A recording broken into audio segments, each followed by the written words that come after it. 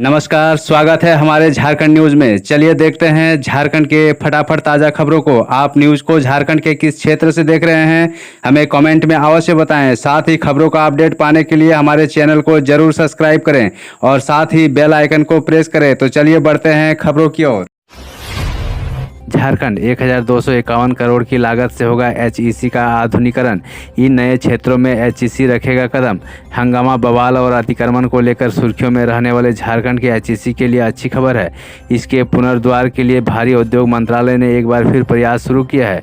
भारी उद्योग मंत्री महेंद्र नाथ पांडे के आधुनिकीकरण की रिपोर्ट मांगी है। रिपोर्ट मिलने के बाद उनका अध्ययन कर मंत्रालय उचित निर्णय लेगा। पिछले माह मंत्री ने एचईसी के निर्देशकों और मंत्रालयों के अधिकारियों के साथ बैठक कर एचईसी की मौजूदा स्थिति की जानकारी मांगी थी और इनोवेशन पर जोर देने के लिए कहा था। झारखंड स्थापना दिवस पर नागरिक सेवा मिशन की बड़ी सौगात, जानिए क्या है यह मिशन। झारखंड सरकार राज्य के स्थापना दिवस पर लोगों को बड़ी सौगात देने जा रही है। सरकार इन दिनों नागरिक सेवा मिशन अभियान शुरू करेगी। यह 15 नवंबर से सरकार के गठन के दिन 29 दिसंबर तक चलेगा। इसके तहत 11 क्षेत्र की 46 सेवाओं योजनाओं में आदमी से जुड़े आवेदनों को निपटाया जाएगा, यानी इन योजनाओं से जुड़ी आवेदनों की प्रतीक्षा सूची समाप्त की जाएगी। खुद मुख्यमंत्री हेमंत सोरेन स्थापना दिवस पर इसका आगाज करेंगे। कोरोना का कहर, झारखंड में टीकाकरण की रफ्तार में भारी गिरावट, लापरवाही पर होगी सख्ती, जानिए क्या है इसकी वजह और सरकार के निर्देश। त्योहारों को लेकर दूसरे प्रदेशों से बड़ी संख्या में लोग झारखंड लौट रहे हैं। ऐसे में संक्रमण की संभावना जहां बढ़ रही है, ऐसे में राज्य में कोविड टीकाकरण की रफ्तार बढ़ने की बजाय घट रही है। खासकर टीकाकरण को रफ्तार देने के लिए केयर इंडिया के सहयोग से राज्य में संचालित किए जा रहे 60 कोविड टीका एक्सप्रेस का भी समुचित उपयोग नहीं हो रहा है। छठ महापर्व त्योहार को लेकर स्पेशल गाड़ियों का परिसंचालन। इस खबर से जानिए कब और कहां से मिलेगी आपकी ट्रेन। छठ महापर्व के मद्देनजर ट्रेनों में यात्रियों की संख्या में इजाफा हुआ है। यात्रियों की बढ़ी हुई भीड़ से निपटने के लिए स्पेशल ट्रेनों का परिचालन शुरू किया गया है, जिसमें Dhanbad Sitamarhi, Dhanbad special, Shalimar Patna Shalimar special train एवं टाटा पटना टाटा त्योहारी स्पेशल गाड़ियों। इस नए ट्रेन सफ़र के लिए यात्रियों को आरक्षण कराना अनिवार्य होगा। धनबाद सीतामढ़ी धनबाद स्पेशल गाड़ी धनबाद सीतामढ़ी स्पेशल दिनांक 6 एवं 13 नवंबर को 2 ट्रिप धनबाद से 18:30 बजे खुलेगी। अगले दिन सुबह 6:30 सीतामढ़ी पहुंचेगी। मोहराबादी में बन रहा है ईस्ट जोन का पहला स्केटिंग रिंग। एक ही जगह 3 इवेंट के खिलाड़ी करेंगे अभ्यास।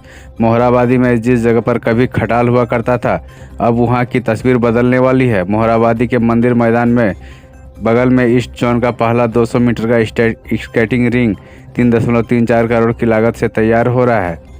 यहाँ एक साथ 200 खिलाड़ी स्केटिंग का अभ्यास कर सकेंगे। आईआईटी धनबाद के प्रोफेसर राघवेंद्र चौधरी को young scientist award. 5G application में योगदान पर एनएसएसआई ने दिया अवार्ड। आईआईटी एसएमआई धनबाद के प्रोफेसर राघवेंद्र कुमार चौधरी को young scientist application jubilee award 2021 देने की घोषणा हुई है। आईआईटी धनबाद के प्रोफेसर इलेक्ट्रॉनिक इंजीनियरिंग विभाग के प्रोफेसर राघवेंद्र चौधरी को यह award national academy of scientist India की ओर से दिया जाना है। कोयला के ई ऑक्शन का भी करना होगा इंतजार। नीलामी नहीं होने से बीएसएनएल को नुकसान। धनबाद के स्थानीय उद्योगों एवं कोयला व्यवसायियों को ई ऑक्शन के लिए कुछ दिन और इंतजार करना पड़ेगा। अभी भी पावर प्लांटों को ही कोयला आपूर्ति की प्राथमिकता दी जा रही है।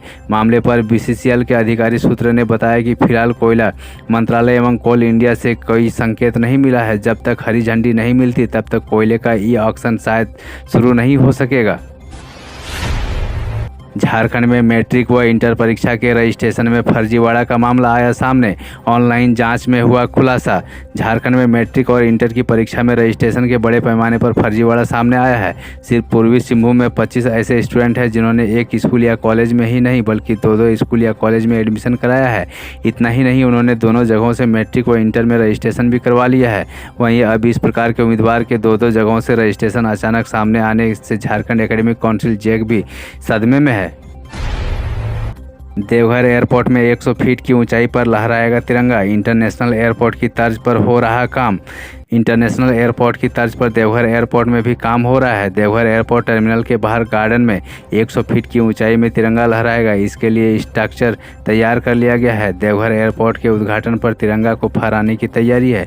पिछले दिनों हुई तेज बारिश में एयरपोर्ट के गार्डन में फूल व पौधों को काफ़ी नुकसान हुआ था। फिर से गार्डन को तैयार किया जा रहा है। अगले 15 दिन में गार्डन को भी पूरी तरह से संवार लिया जाएगा।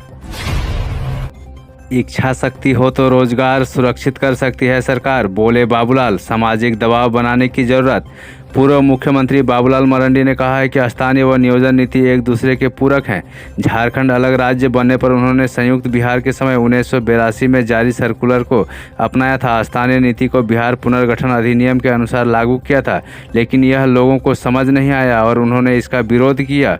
नियोजन नीति को लेकर सेलिब्रेशन वैकेंट डिप्टी के परिसंवाद कार्यक्रम का आयोजन किया गया। इस मौके पर पूर्व मुख्यमंत्री बाबूलाल मरांडी ने कहा कि स्थानीय व नियोजन नीति एक दूसरे के पूरक हैं।